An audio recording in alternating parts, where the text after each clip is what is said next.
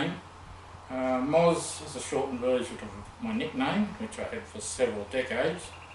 And 42, it's something to do with the answer to life, the universe and everything.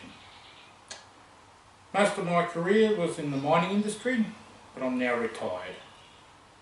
I grew up on the New South Wales south coast, where a few mates and I used to do a lot of trail riding around the area. My first bike was a Yamaha TY250. This bike had an adverse fear of water.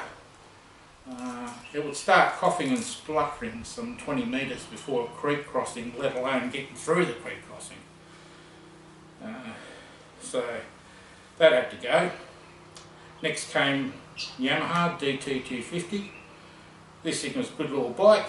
It certainly taught me how to be thrown and strain an Achilles tendon and hobble around for the next 6 weeks.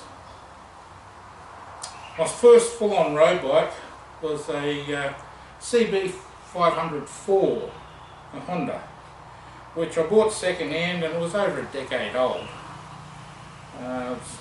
Looks like this, but it's not like the bike. I didn't have a picture of it, so this will have to do. It was a good bike to get around town with, but I wasn't comfortable with riding it for long distance. So next came this Yamaha XS750 Triple, which I bought from a good friend who had fully rebuilt the bike, and it was my first shaft final drive bike. Great little bike. During the 80s, or the early 80s, Honda V4s were winning all the races, and I wanted one of those. Hence this Honda VF750SC. In the first year of ownership, I worked out that the SC actually stood for sour citrus. They should have painted it yellow. Yeah. Needless to say, I traded that Honda on this BMW K100 RT.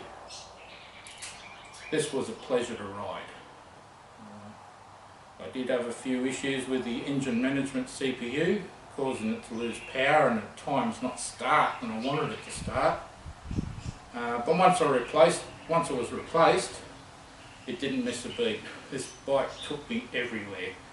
And for nearly 10 years I visited all states bar WA. Then I had a little hiatus in my riding, which lasted for nearly 2 decades. That's when I got married, had started a family and got involved in a mortgage. I had to sell the bike to get a station wagon. When I did that, my wife near divorced me. She wasn't a happy camper at all. Anyhow, the boys grew up. I stumbled across this 1986 BMW K100 RS, which had about 150,000 Ks on it. I refurbished it a little and got back into the groove, so to speak. Not long after I purchased this 2003 Yamaha FJR 1300. The Beamer was then replaced with this XJ900 Divergent Yamaha, and then the XJ was then replaced with this 2009 Harley Softail Standard, which only had 900 Ks on it when I bought it. As the company I worked for started to get into some shaky ground, that's the company, not the mine, I needed to offload one of the bikes. So, bye-bye FJR.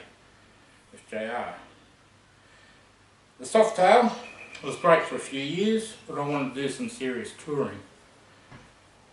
It was then traded for this Kawasaki GTR 1400. This was one quick bike. The only issues I had with it was needed to manhandle this beast around twisty corners, and it was just too tall for my stubby legs, so to speak. It actually overbalanced on me twice to a point where I couldn't hold it up, and best I could do was actually ease it to the ground, get off, lift it back up, put it on the stand. So that brings me to my current steed, which is one of the circle of life, I should say, back to BMW. And it'll do me for some time, until I'm crustier, or crustier than I am now. And when I can't hold it upright, then I'll have a think about one of those spider thingies and see how I go with that. So really enjoy my channel. If you like, please subscribe, like and share. And remember, it's not about how quick you get there, but how well you enjoy getting there. Cheers for now.